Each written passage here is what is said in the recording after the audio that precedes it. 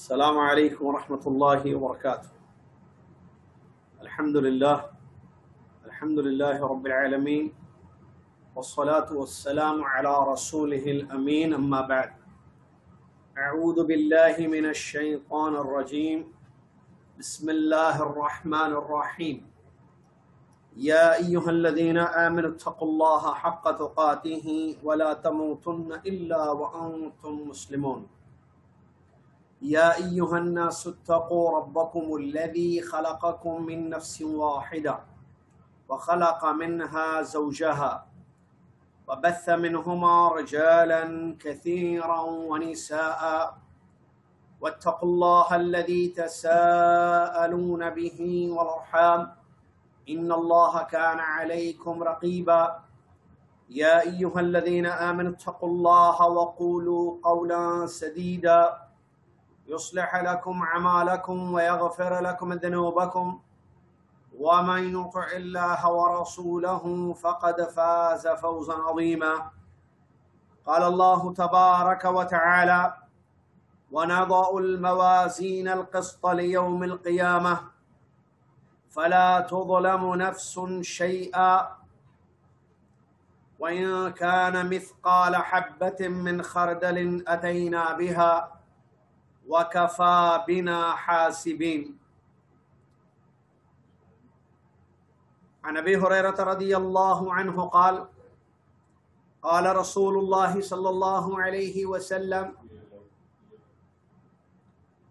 كلمتان حبيبتان إلى الرحمن خفيفتان على اللسان ثقيلتان في الميزان سبحان الله وبحمده سبحان الله العظيم. متفق عليه.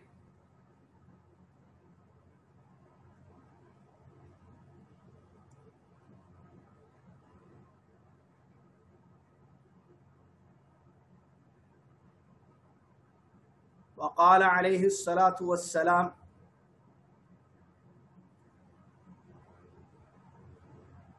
كما روى أنس بن مالك رضي الله عنه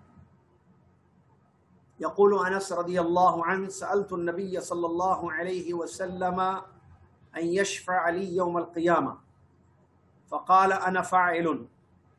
قال: قلت يا رسول الله فأين أطلبك؟ قال: أطلبني أول ما تطلبني على الصراط. قال: قلت فإن لم ألقاك على الصراط؟ قال: فتلبني عند الميزان. قال: فإن لم ألقاك على الميزان؟ قال: فطلبني عند الحوض فإني لا أخطئ هذه الثلاث مواطن. رواه الترمذي وصححه الألباني رحمه الله.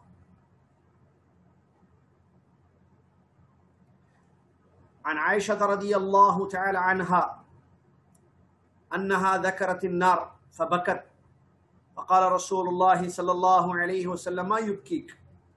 قالت: ذكرت النار فبكيت. فهل تذكرون أهليكم يوم القيامة؟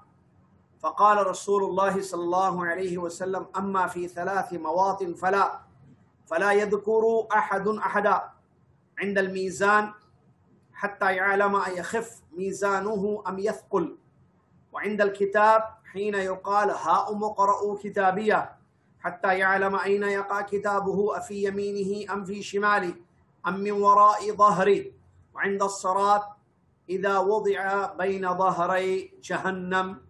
رواه أبو داود وجود إسناده العراقي رحمه الله.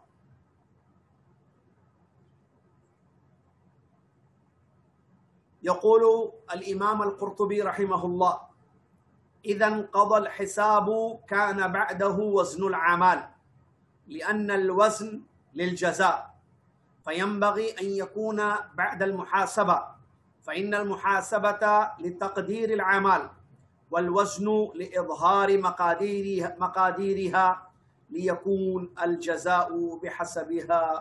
انتهى كلامه رحمه اللہ. تمام تعریف ہر قسم کی بڑائی اور کبریائی، ہر ظاہری و باطنی نعمت اسی اللہ تبارک و تعالیٰ کے لیے ہے جو اللہ تبارک و تعالی ہم سب کا خالق، ہم سب کا مالک اور ہم سب کا رازق ہے، جس نے جنت و جہنم کو پیدا کیا اور اس کے لیے اہل بھی بنائے، اس کا راستہ اپنے بندوں کو دکھا دیا۔ سبحان اللہ و بحمدہ سبحان اللہ العظیم۔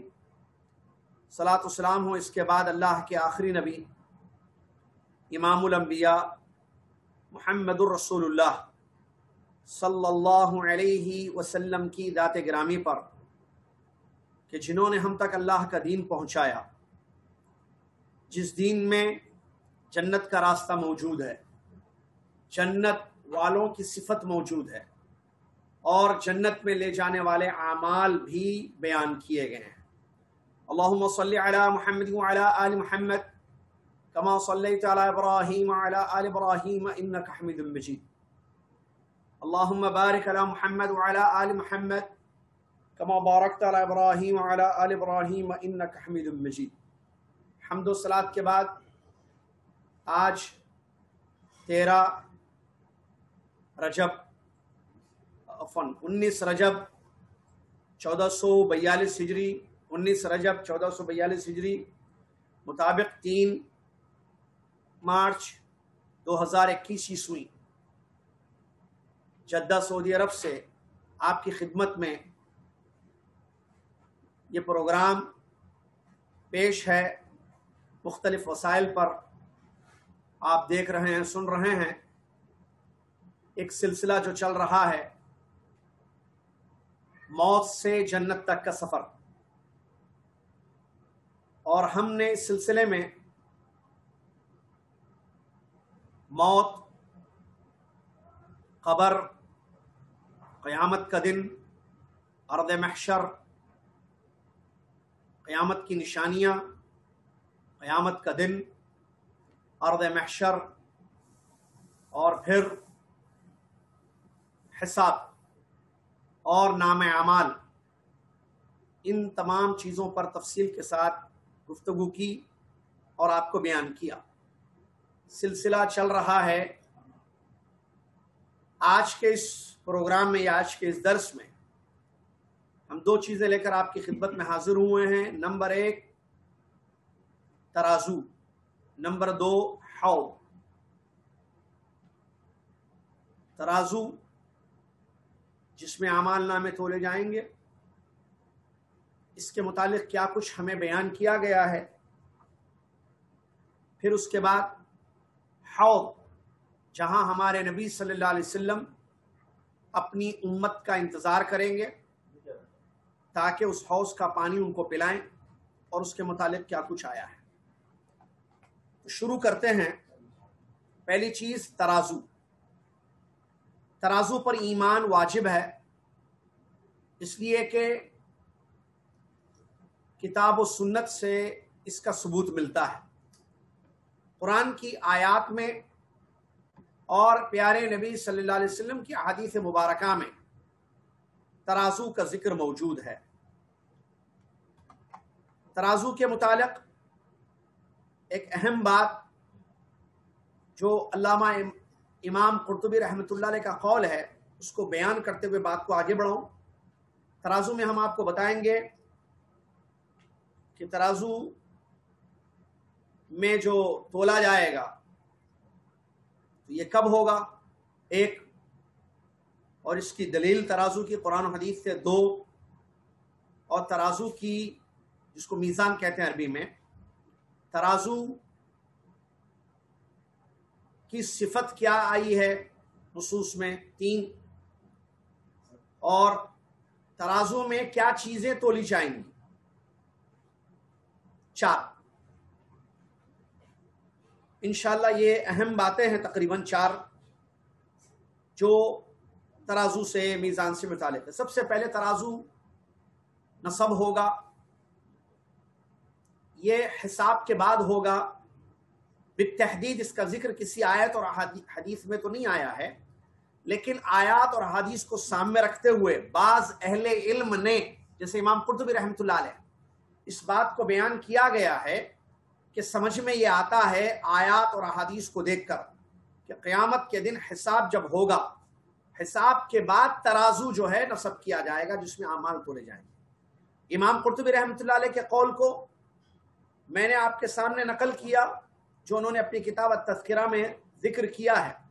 کہتے ہیں امام قرطبی رحمۃ اللہ علیہ جب حساب سے فراغت ہو جائے گی، جس کا ذکر ہم نے کیا پچھلے درس میں، حساب ہو جائے گا، اب اس کے بعد اعمال تولے جائیں گے، اس لیے کہ وزن کرنا یا تولا جانا یہ بدلے کے لیے ہوتا ہے، اور حساب کے بعد ہی بدلہ ہوتا ہے۔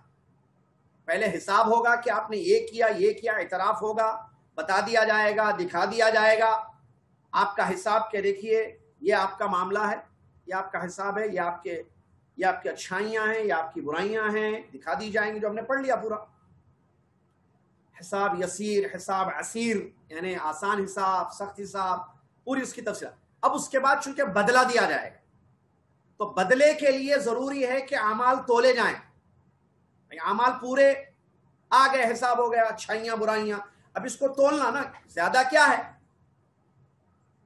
تاکہ بدلہ اسی اعتبار سے دیا جائے۔ سمجھ رہے نا بات کو؟ بھائی نیکیاں زیادہ آپ نے کی یا برائیاں زیادہ آپ نے کی یا برابر ہے، تو اسی لیے جو ہے وزن رکھا گیا ہے، ترازو رکھا جائے گا۔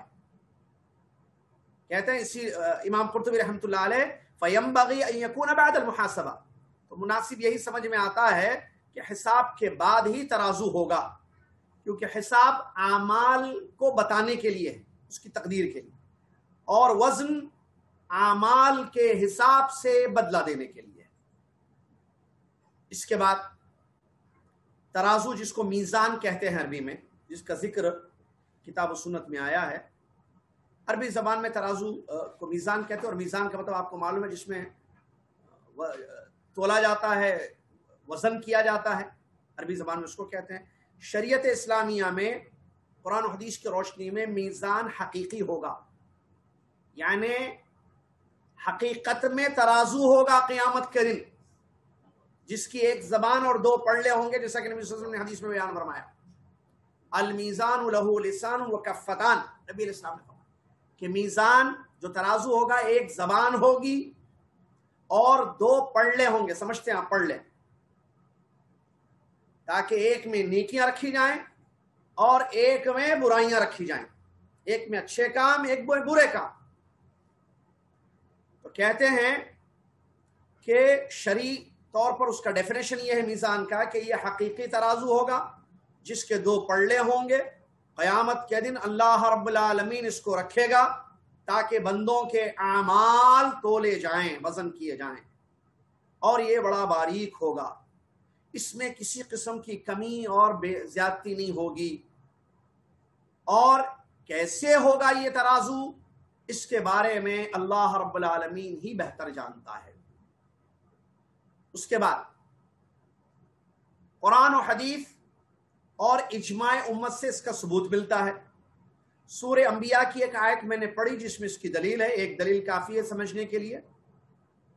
قرآن میں سورہ انبیاء کی آیت میں اللہ تبارک و تعالیٰ بیان فرماتا ہے وَنَضَعُ الْمَوَازِينَ الْقِسْطَ لِيَوْمِ الْقِيَامَةِ، اور ہم انصاف کے ترازو قیامت کے دن رکھیں گے،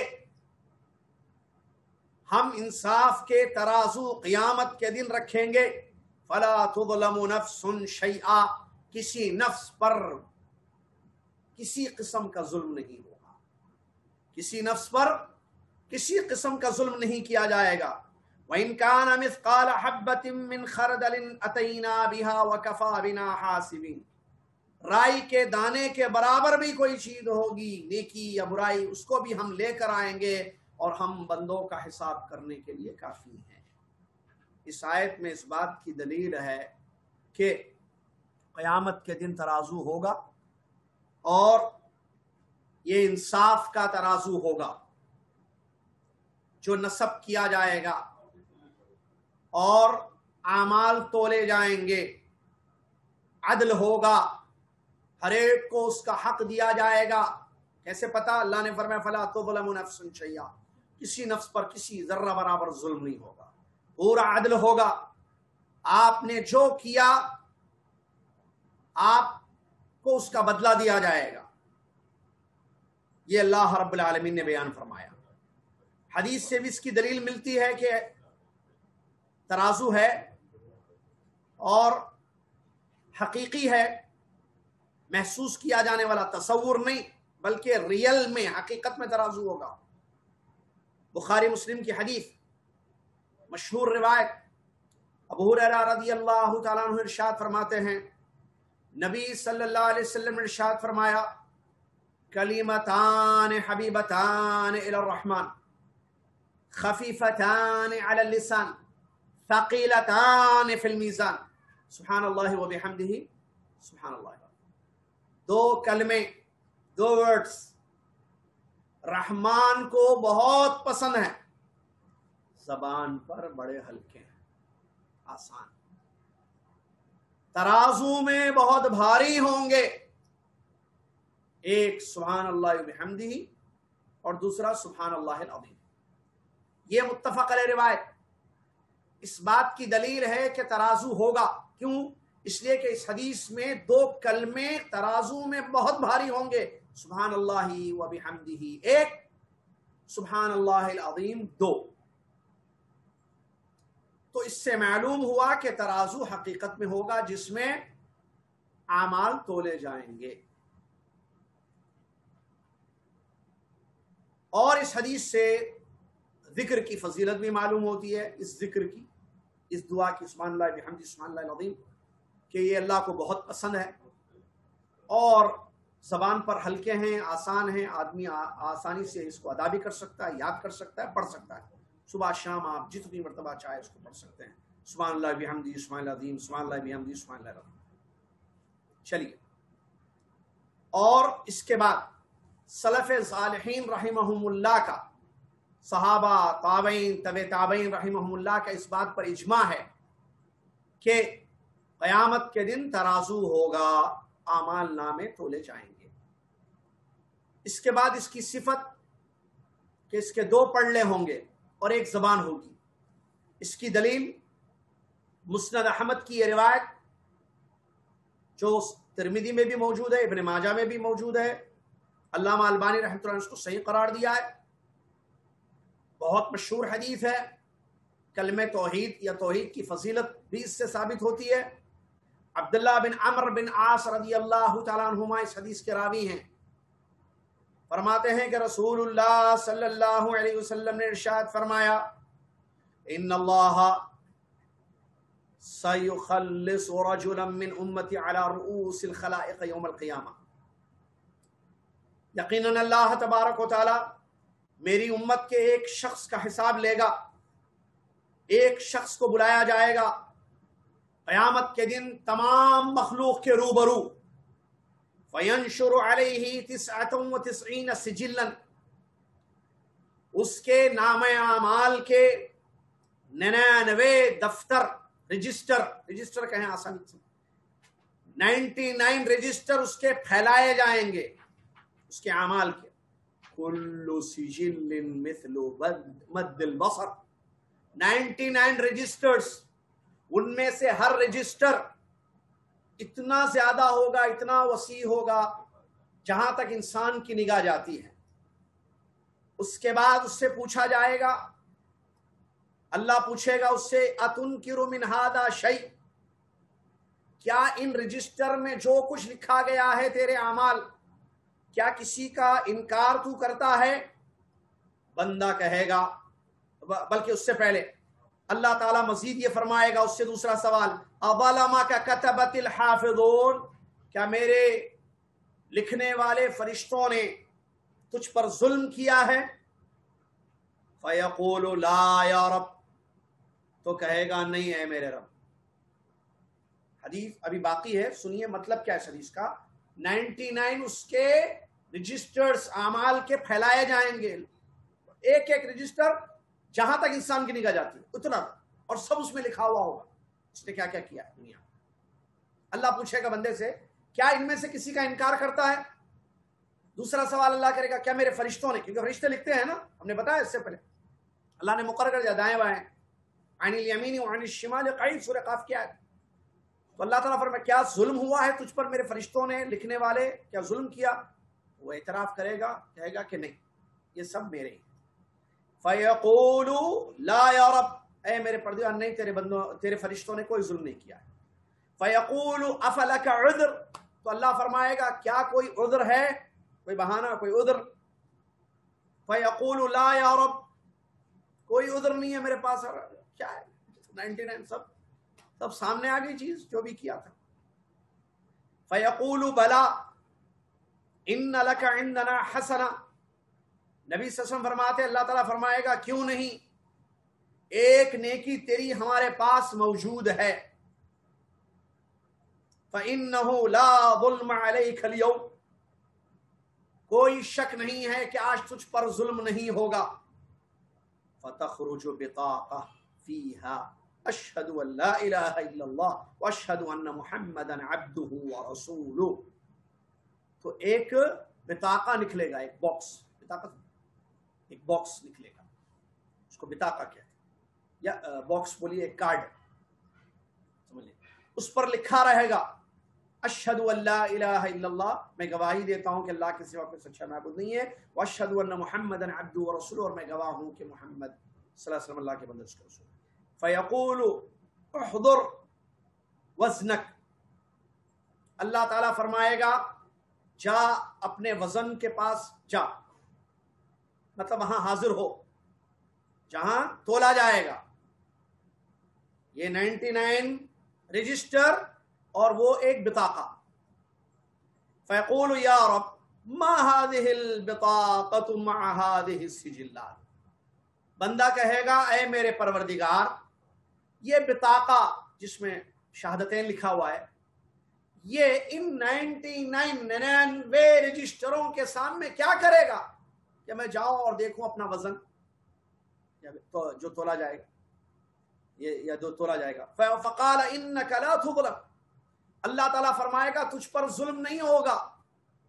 قال، نبی علیہ السلام فرماتے فتوضع السجلات فی کفہ والبطاقۃ فی کفہ، وہ 99 رجسٹر اس کے اعمال کے ایک پلڑے میں رکھے جائیں گے، اور یہ بطاقہ جس میں لا الہ الا اللہ محمد رسول اللہ یا اشہد ان لا الہ الا اللہ واشہد ان محمد عبدہ ورسولہ لکھا ہوگا، یہ ایک پلڑے میں رکھا جائے گا۔ پیارے نبی صلی اللہ علیہ وسلم فرماتے فطاشت السجلات، وہ اڑ جائیں گے، تاشا من اڑنا، طاشت السجلات، وہ تمام 99 دفتر یا رجسٹر اس کے وزن سے، اس کے بطاقے کے جس میں اشہد ان لا الہ الا اللہ اور اشہد ان محمد رسول اللہ، اس سے یہ اڑ جائیں گے۔ وثقلت البطاقہ فلا يثقل مع اسم اللہ شیء، نبی صلی اللہ علیہ وسلم فرماتے ہیں اور یہ بطاقہ جس ایک پلڑے میں رکھا جائے گا یہ بھاری ہو جائے گا، وزنی ہو جائے گا، اور آگے فرماتے ہیں اللہ کے نام کے ساتھ کوئی چیز وزن نہیں ہو سکتی۔ حدیث ختم ہوئی۔ علامہ البانی رحمۃ اللہ فرماتے ہیں اس معنی کی اور بھی روایتیں موجود ہیں، تو اس حدیث سے اس بات کا ثبوت ملتا ہے کہ 2 پلڑے ہوں گے، ایک میں بطاقہ اور دوسرے میں عام سجلات جو ہے انسان کے رکھے جائیں گے۔ تو یہ اصل دلیل ہے اس کی جو موضوع سے متعلق ہے، اور اس کے علاوہ جیسا کہ ابھی آپ نے سنا توحید کی فضیلت بھی اس سے معلوم ہوتی ہے۔ عقیدے تو یہ اس کا مطلب یہ نہیں کہ صرف آدمی پڑھ لے، اس کے مطابق زندگی گزارے، تو انسان توحید پر رہے، عقیدے توحید پر، تو اس کا فائدہ قیامت کے دن یہ ہوگا کہ وہ نجات پائے گا دوزخ کے عذاب سے، اور اس کے لیے فائدہ ہوگا۔ اسی معنی کی اسی حدیث کا ایک اور ایک روایت ہے مسند احمد میں، جس کو علامہ امام حیثمی رحمۃ اللہ علیہ نے حسن سند سے اس کو روایت کیا ہے یا حسن قرار دیا ہے، اس روایت کو بھی سن لیجئے۔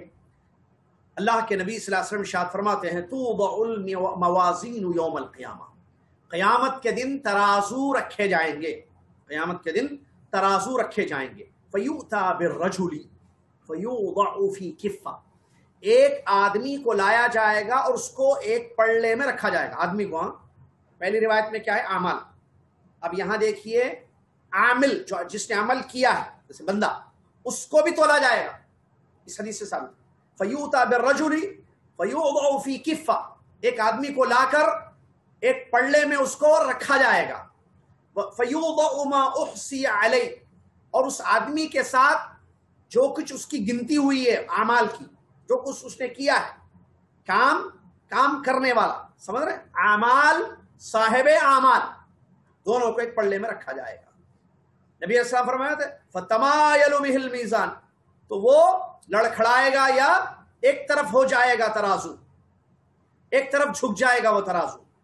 قال فَيُبْعَثُ بِهِ إِلَى النَّارِ، تو حکم ہوگا کہ اس کو جہنم کی طرف لے جاؤ۔ کیوں؟ کیونکہ یہ بھاری نہیں ہوا، اس کے گناہ جو ہے زیادہ ہیں، تو اس کو جہنم کی طرف لے جایا جائے گا۔ فَإِذَا أُدْبِرَ بِهِ، جب اس کو پلٹا کر لے جایا جائے گا، إِذَا صَائِحٌ يَصِيحُ مِنْ عِنْدِ الرَّحْمَنِ، رحمان کے پاس سے ایک آواز لگانے والا آواز لگائے گا، لا تعجلوا لا تعجلوا، جلدی مت کرو، جلدی مت کرو، فإنه قد بقي له، اس کی ایک چیز باقی رہ گئی جس کا وزن نہیں ہوا ہے، ترازو۔ فَيُؤْتَى بِبِطَاقَةٍ فِيهَا لَا إِلَهَ إِلَّا اللَّهُ، ایک بطاقہ لایا جائے گا، کارڈ، جس میں لکھا رہے گا لا الہ الا اللہ۔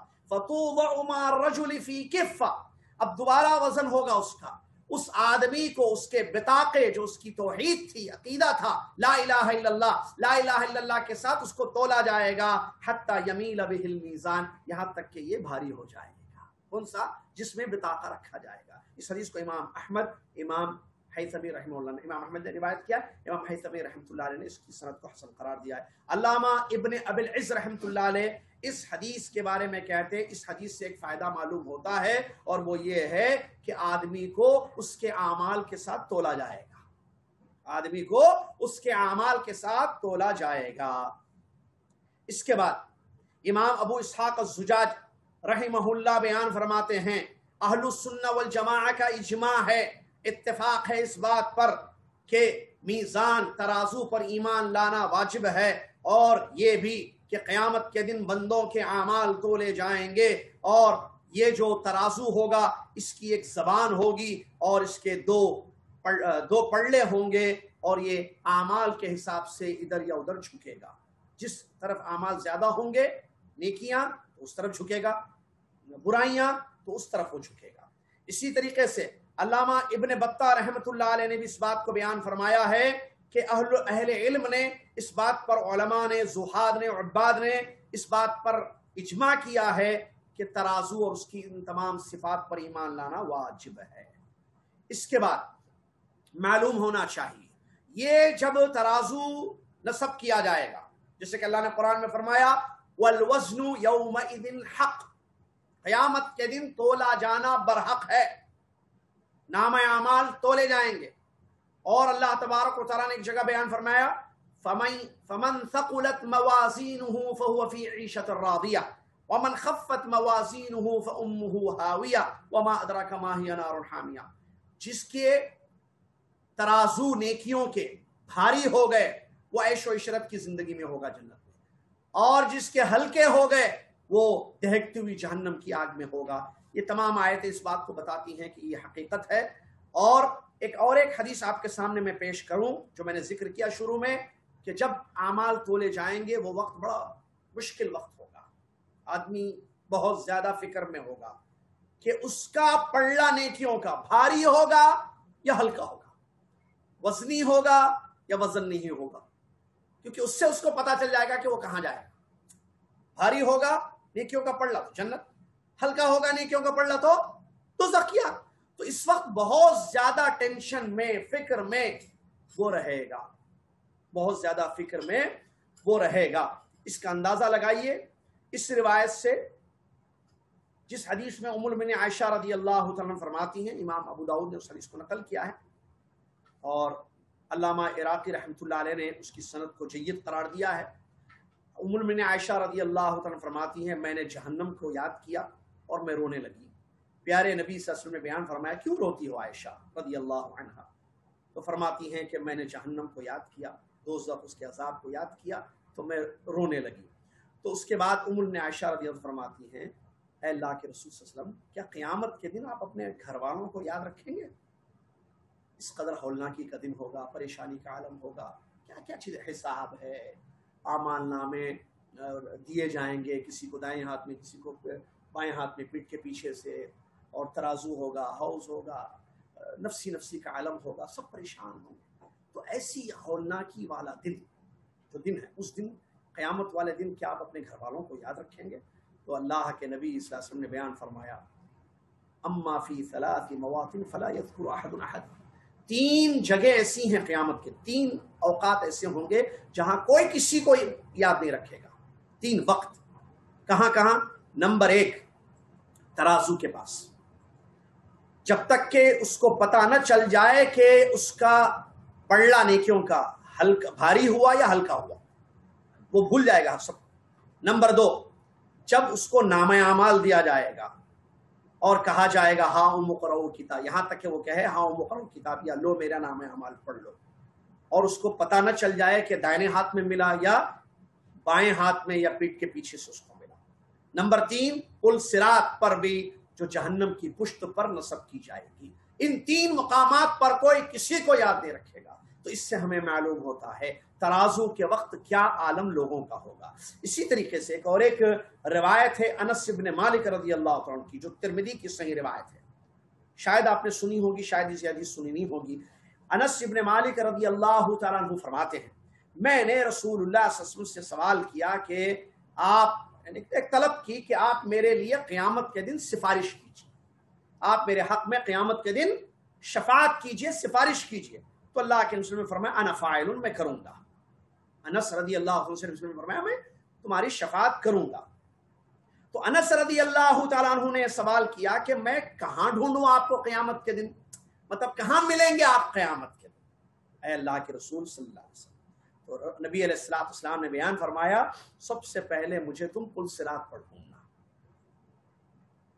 تو انس رضی اللہ تعالیٰ عنہ فرماتے ہیں اگر وہاں آپ مجھے نہ ملیں، اللہ،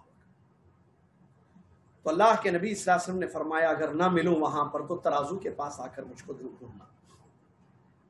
فرماتے ہیں انس رضی اللہ تعالیٰ عنہ فَإِن لَمْ أَلْقَكَ عِنْدَ الْمِيزَانِ، اگر وہاں بھی میں آپ کو نہ پاؤں، مجھے آپ نظر نہ آئیں یا رسول اللہ صلی اللہ علیہ وسلم، تو میں کہاں آپ کو پھر تلاش کروں؟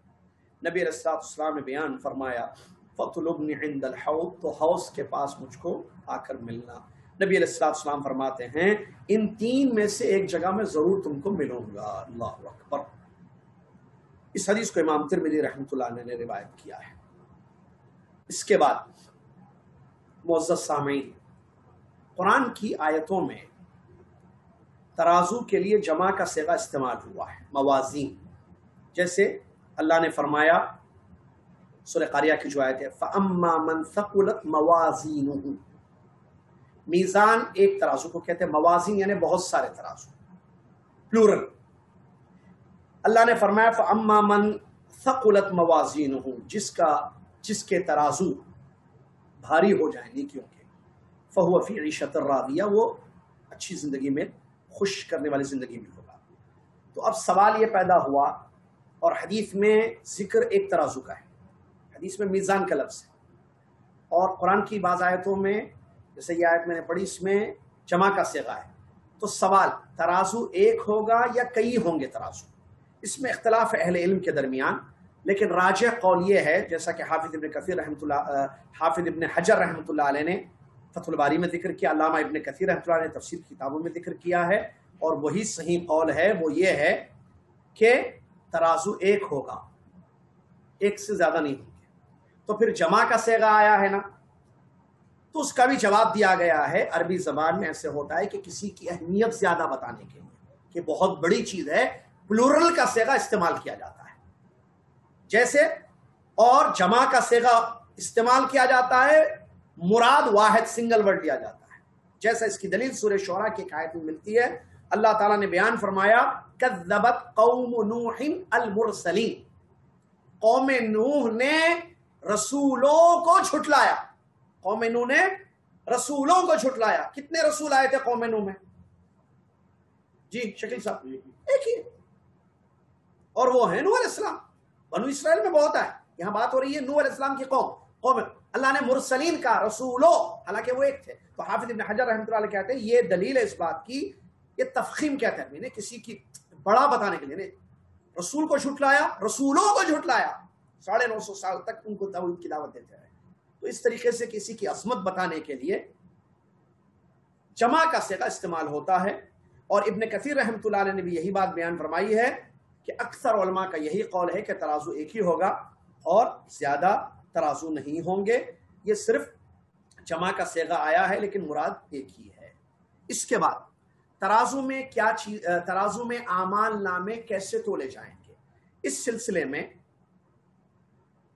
علامہ طیبی رحمۃ اللہ علیہ کا قول فتح الباری میں شرح بخاری میں موجود ہے. کہتے ہیں کہ اہل السنہ والجماعہ کے نزدیک یہ ہے کہ اعمال جو انسان، جیسے نماز، روزہ، قرآن ہے نا، سب اعمال، اچھے اعمال، برے اعمال، اس کو جسم دیا جائے گا. سمجھ میں؟ جسم، یہ جسم نہیں ہے نا، اس کا تو یہ تو ایک عمل ہے، تو اس کو جسم دیا جائے گا اور تولا جائے گا، یا اجسام بنائے جائیں گے، اجسام میں اعمال داخل کیے جائیں گے اور اس کو پھر تولا جائے گا. بلکہ پورا قول میں آپ کو بتا دوں. کہتے ہیں کہ والحق عند اہل السنہ والجماعہ ان الاعمال حينئذ تجسد او تجعل في اجسام فتصير اعمال الطاعين في صورة حسنة واعمال المسيئين في صورة قبيحة ثم توزن. یہ فتح الباری میں ان کا قول ہے، جس کا مطلب کیا ہے، یا تو ایک جسم اس کو دیا جائے گا اعمال کو اور پھر تولا جائے گا، یا ایک جسم میں اعمال، ایک جسم بنایا جائے گا، اس میں نیکیوں کو رکھا جائے گا، ایک جسم بنایا جائے گا، اس میں جو ہے برائیوں کو ڈالا جائے گا، اور جو نیک لوگوں کے اعمال ہیں اس کو اچھی شکل دی جائے گی، ایک اچھا جسم اس کے لیے بنایا جائے گا، اور برے لوگوں کے جو اعمال ہیں اس کو بری شکل میں، برے جسم میں، یعنی برا جسم بنا کر اس میں جو ہے داخل کیا جائے گا.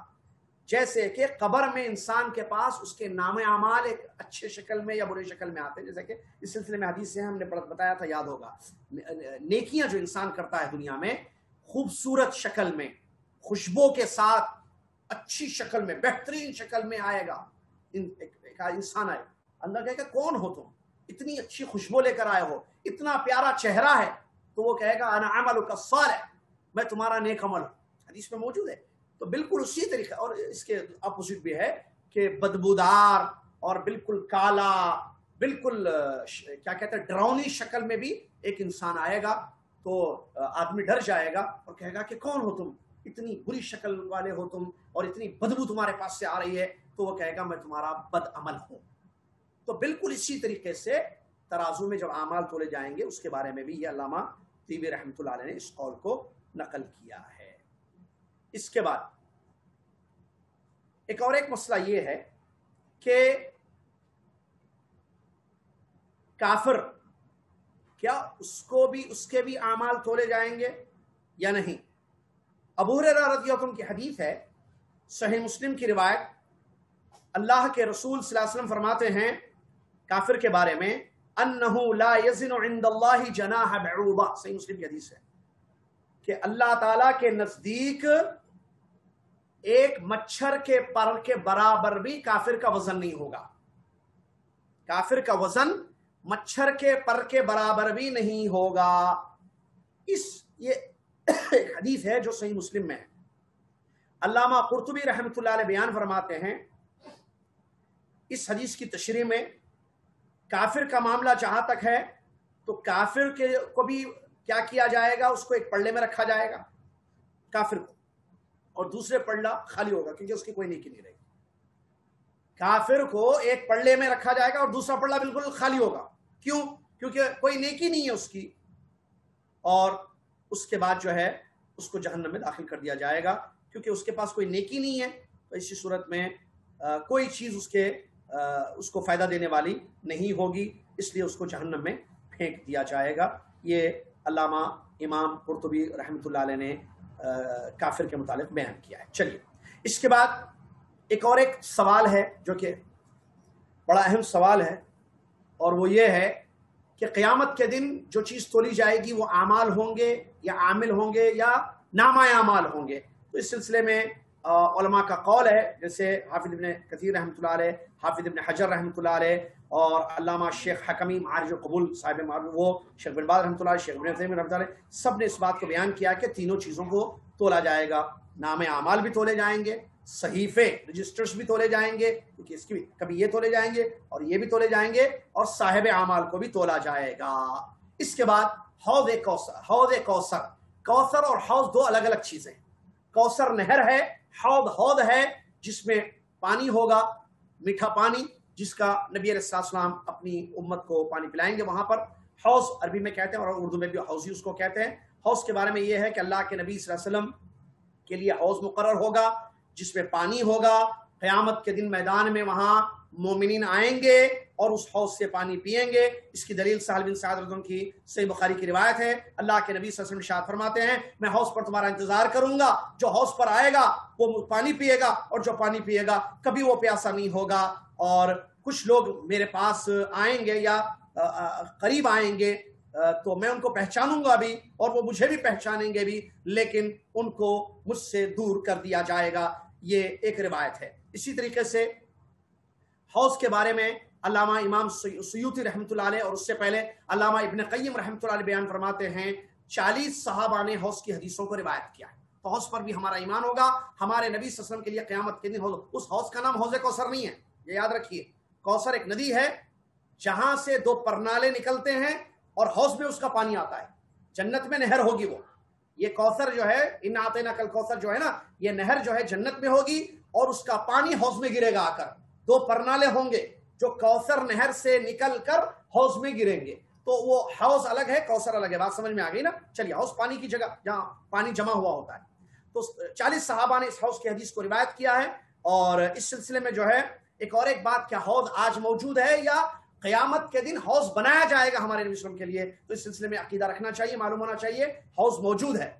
اور اس کی دلیل جو ہے بخاری کی ایک روایت ہے، عقبہ بن عامر رضی اللہ عنہ کی حدیث کہ اللہ کے نبی صلی اللہ علیہ وسلم ایک دن نکلے اور آپ نے اہل احد جو شہید ہو گئے غزوہ احد میں جو شہید ہو گئے ان کی نماز جنازہ نبی علیہ السلام نے پڑھائی، اور اس کے بعد تشریف لائے ممبر پر، اور اس کے بعد ممبر پر آ کر نبی علیہ السلام نے یہ بات بیان فرمائی انی فرط لکم وانا شہید علیکم وانی واللہ لا انظر الى حوض الان۔ یہ بخاری کی روایت ہے۔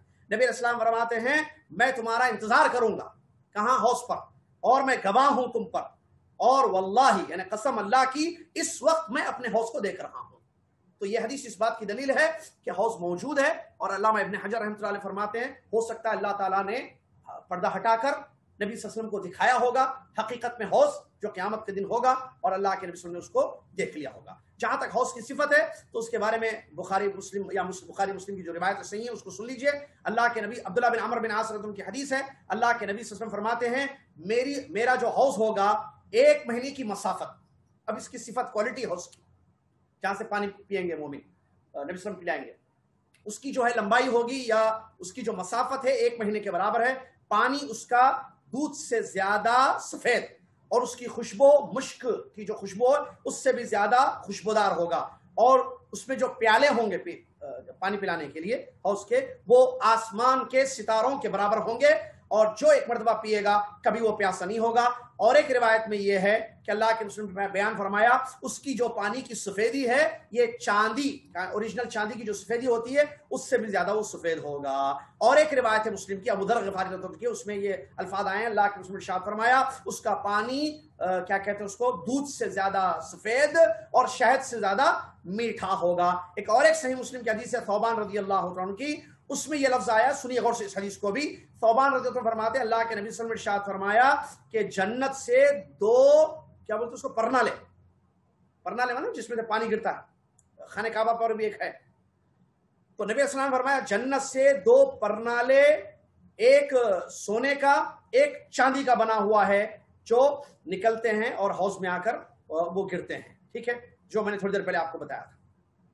اور اسی طریقے سے مسلم احمد کی ایک روایت ہے جس میں یہ ہے کہ اس کے دونوں کے درمیان جو فاصلہ ہوگا وہ عدن اور عمان کے درمیان کا فاصلہ، یا ایلا اور مکہ کے درمیان ایک روایت میں مدینہ اور صنعاء کے درمیان جو فاصلہ ہوگا اتنا لمبا جو ہے فاصلہ اس کا ہوگا۔ اسی طریقے سے یہاں ایک اہم مسئلہ یہ ہے کہ کچھ لوگوں کو اس حوض کے پاس آنے سے روک دیا جائے گا، اور وہ بدعت کرنے والے لوگ ہوں گے، سنت کی مخالفت کرنے والے لوگ، اسی لیے بدعتوں سے اپنے آپ کو بچائیے۔ اور اس کی دلیل یہ صحیح روایت ہے جو کیا کہتے ہیں اس کو، کہاں ہے یہ، بخاری میں ہے جی، صحیح بخاری کی روایت ہے، اس کو سن لیجئے، وقت ختم ہو رہا ہے۔ اس حدیث میں اللہ کے نبی علیہ الصلوۃ والسلام نے ارشاد فرمایا ابو ملیکہ رضی اللہ عنہ کی روایت ہے، نبی علیہ السلام فرماتے ہیں میں حوض پر اپنی امت کے انتظار میں رہوں گا تاکہ میری امت وہاں آئے، تو کچھ لوگوں کو مجھ سے دور کر دیا جائے گا، آئیں گے میں ان کو دیکھوں گا، پہچان لوں گا، اعضائے وضو جیسے دوسری روایت میں ہے، تو میں دیکھوں گا کہ فرشتے ان کو دور کر دے رہے ہیں، آنے نہیں دے رہے ہیں حوض کے پاس، فاقول میں کہوں گا یا رب منی ومن امتی، اے میرے پروردگار یہ میری قوم ہے، میری امت ہے، مجھ میں سے ہے، میری امت ہے، فیقالو تو نبی علیہ السلام سے کہا جائے گا هل شعرت ما عملوا بعدک، کیا آپ کو معلوم ہے کہ ان لوگوں نے آپ کے جانے کے بعد کیا کیا؟ واللہ ما برحوا یرجعون علی اعقابہم، اور وہ لوگ اپنے پیروں کے بل پیچھے ہی لوٹ جائیں گے۔ علامہ صحابی رسول ابن ابی ملیکہ رضی اللہ عنہ فرماتے ہیں دعا کرتے اللہم انا نعوذ بک ان نرجع علی اعقابنا او نفتن عن دیننا، اے اللہ ہم تیری پناہ میں آتے ہیں کہ حوض سے واپس ہم لوٹ جائیں، اس سے ہم کو تو محفوظ رکھ، اور ہمارے دین میں فتنے ہو اس سے بھی تو ہم کو محفوظ رکھ۔ صحیح مسلم کی ایک اور ایک روایت ہے جس میں یہ الفاظ آئے ہیں، ام سلمہ رضی اللہ عنہ کی روایت ہے، نبی علیہ السلام فرماتے فیقالو فرشتے کہیں گے انک لا تدری ما احدثوا بعدک فاقول سحقا، نبی علیہ السلام جب امتی کہیں گے تو نبی علیہ السلام سے کہا جائے گا، فرشتے کہیں گے آپ کو نہیں معلوم کہ آپ کے جانے کے بعد کتنی بدعتیں ان لوگوں نے کی ہیں، تو نبی علیہ السلام یہ سن کر کہیں گے دور کر دو، ہٹا دو، دور کر دو ان لوگوں کو جنہوں نے میرے دین میں میرے ساتھ بدعت کی، میرے دین کو چھوڑ کر یا سنتوں کو چھوڑ کر انہوں نے بدعت کا کام کیا ہے۔ تو یہ اللہ تعالیٰ محفوظ رکھے ہم سب کو، تو ایسے بدعتی لوگ ہوں گے جن کو جو ہے حوض سے دور کر دیا جائے گا۔ حوض اور کوثر میں فرق یہ ہے، اہل علم کہتے ہیں کوثر جنت میں ہے، کوثر کہاں ہے؟ جنت میں نہر ہے، اور حوض محشر جہاں ہوگا نا، میدان محشر میں حوض ہوگا، یاد رکھنا یہ فرق، کوثر کہاں ہے؟ جنت میں نہر ہے، اور حوض کہاں ہوگا؟ میدان محشر میں۔ کوثر ایک عظیم نہر ہے اصل جو جنت میں ہے، اور حوض اس کا ایک حصہ ہے، وہاں سے پانی آ کر اس میں گرے گا، جو میں نے بتایا تھوڑی دیر پہلے، جس کے جو ہے دو کیا ہوں گے؟ پرنالے ہوں گے۔ صحیح مسلم کی حدیث موجود ہے، آخری حدیث سن لیجئے، بات ختم ہے۔ انس بن مالک رضی اللہ عنہ کی روایت، صحیح مسلم کی حدیث، جی ہاں آخری حدیث ہے۔ انس بن مالک رضی اللہ عنہ فرماتے ہیں نبی صلی اللہ علیہ وسلم نے ارشاد فرمایا کوثر کے بارے میں، نہر وعدنیہ ربی عز وجل فی الجنت علیہ حوض، کوثر کے بارے میں فرماتے ایک نہر ہوگی پانی کی جس کا وعدہ میرے رب عز و جل نے جنت میں کیا ہے، جنت میں وہ ہوگی، اور اس پر ایک حوض ہوگا۔ یہ صحیح مسلم کی روایت ہے، اسی سے یہ مسئلہ ختم ہوا، اور جو ہم نے آپ کو بتانا تھا وہ چیزیں بتا دی۔ آخر میں اللہ سے دعا گو ہوں کہ اللہ تعالیٰ ہم سب کو اس بات کی توفیق عطا فرمائے کہ ہم تیاری کریں، کیونکہ ہمارے اعمال نامے تولے جانے والے ہیں، پڑھنے میں نیکیاں، پڑھنے میں برائیاں، اور ایک بات یہ ہے کہ یا تو یا نیکیاں زیادہ ہوں گی یا کسی کے برائیاں زیادہ ہوں گی، یا دونوں برابر ہوں گی، اتنی شکلیں ہو سکتی ہیں۔ جس کی نیکیوں کا پلڑا بھاری ہو جائے گا وہ جنتی ہوگا، جس کے برائیوں کا پلڑا بھاری ہو جائے گا، وزنی ہو جائے گا، وہ دوزخی ہوگا۔ جس کے برابر ہوں گے وہ اعراف والے ہوں گے، جن کے بارے میں آئندہ انشاءاللہ بیان کریں گے۔ اللہ سے آخر میں دعا ہے کہ اللہ تعالیٰ ہم سب کو عمل کرنے کی تیاری کرنے کی توفیق عطا فرما۔ اللہ تعالیٰ ہم کو اور ہمارے گھر والوں کو سب کو جنت کا سفر آسان کر دے، اور اس راستے پہ ہم سب کو چلا دے، جہنم سے بچا لے، آمین۔ وآخر دعوانا رب العالمین، السلام علیکم ورحمۃ اللہ وبرکاتہ۔ کفارۃ المجلس، سبحانک اللہم وبحمدک، اشہد ان لا الہ الا انت، استغفرک واتوب الیک۔